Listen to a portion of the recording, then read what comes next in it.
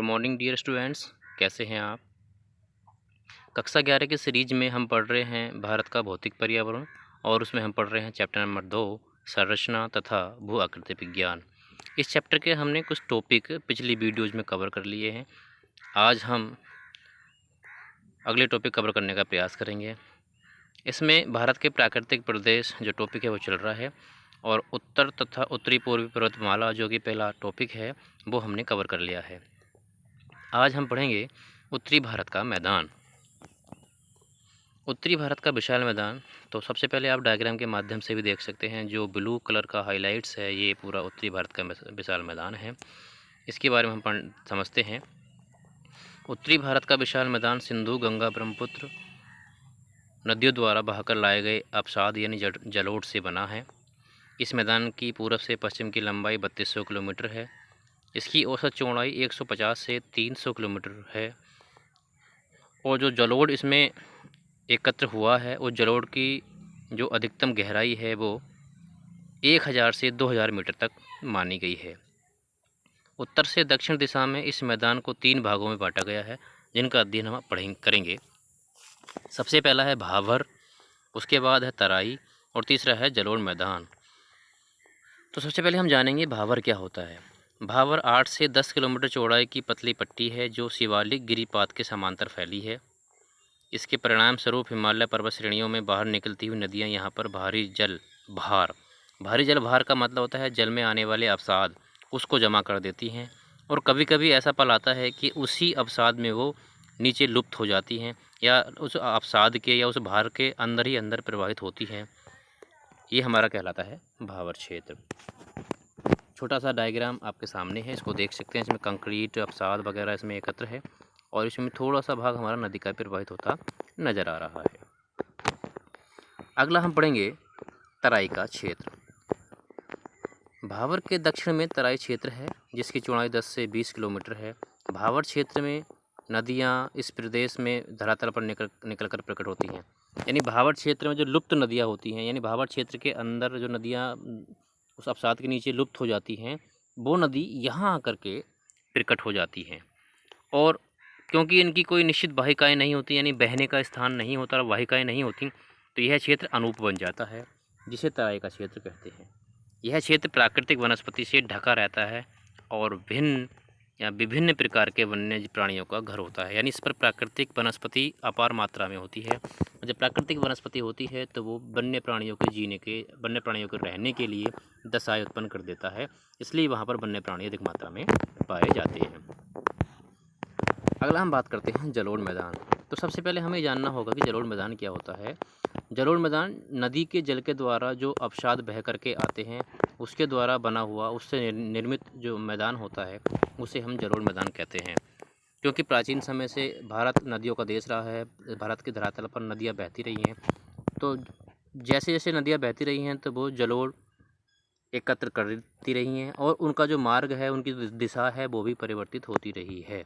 ऐसा नहीं है कि जो गंगा नदी है या हमारी ब्रह्मपुत्र नदी है जो पहले बहती होगी उस स्थान पर आज भी सेम उसी दिशा में बह रही है, वो अपने स्थान से थोड़ा विचलित भी हो गई है। उसी आधार पर जलोढ़ मैदान को 2 भागों में बांटा गया है। सबसे पहला हम बात करते हैं खादर की,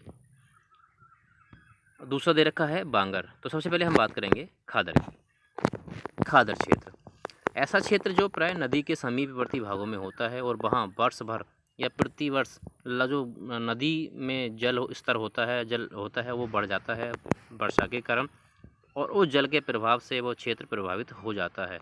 यानी ऐसा क्षेत्र जहाँ पर प्रतिवर्ष नदी का जल आता है, नए अवसाद एकत्र करके लाता है, इकट्ठा करता है, वहाँ पर निक्षेपित कर देता है, वो क्षेत्र हमारा कहलाता है खादर क्षेत्र।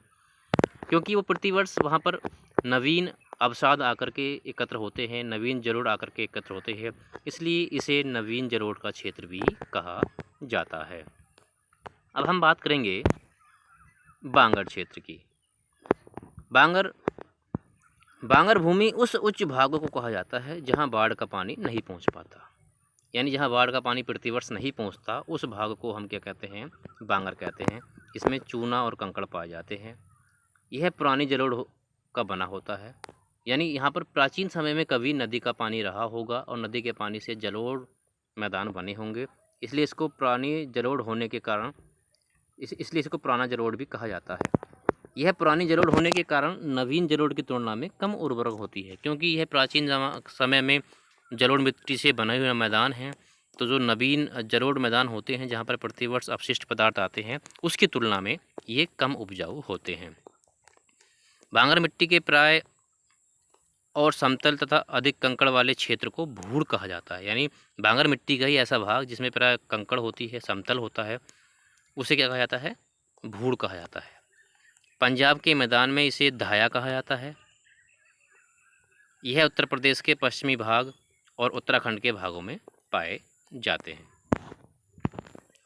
उत्तर भारत के मैदान में बहने वाली नदियाँ अपने मुहाने पर विश्व के बड़े बड़े डेल्टा का निर्माण करती हैं, जैसे सुंदरबन का डेल्टा। अभी हमने डायग्राम के माध्यम से जाना भी था कि पूरा उत्तर भारत का जो विशाल मैदान है वो राजस्थान से लेकर पश्चिम बंगाल और पूर्वांचल के कुछ राज्यों तक फैला हुआ है।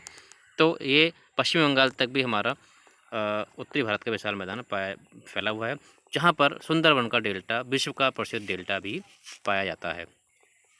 सामान्य तौर पर यह एक सपाट मैदान है जिसकी समुद्र तल से औसत ऊंचाई 50 से 100 मीटर है। हरियाणा और दिल्ली राज्य सिंधु और गंगा नदी तंत्र के बीच जल विभाजक है। उत्तर भारत का यह विशाल मैदान जल और मिट्टी का बना है। यह बहुत अधिक उपजाऊ है। इसमें विभिन्न प्रकार की फसलें जैसे गेहूँ, चावल, गन्ना और कपास उगाई जाती हैं। कृषि उत्पादन अधिक होने के कारण यह जनसंख्या का घनत्व अधिक पाया जाता है, क्योंकि आप जानते हैं जो कृषि उत्पादक क्षेत्र हैं जनसंख्या की आवश्यकताओं की पूर्ति करते हैं, जनसंख्या को रोजगार उपलब्ध कराते हैं। इस वजह से इन क्षेत्रों में यानी जो उत्तरी भारत का विशाल मैदान है, यहाँ पर जनसंख्या का घनत्व अधिक है, यानी अधिक जनसंख्या पाई जाती है। तो इस वीडियो में हमने आज उत्तरी भारत का विशाल मैदान कवर किया है। अगली वीडियो में हम अगले टॉपिक के साथ मिलेंगे। तब तक के लिए जय हिंद, जय भारत।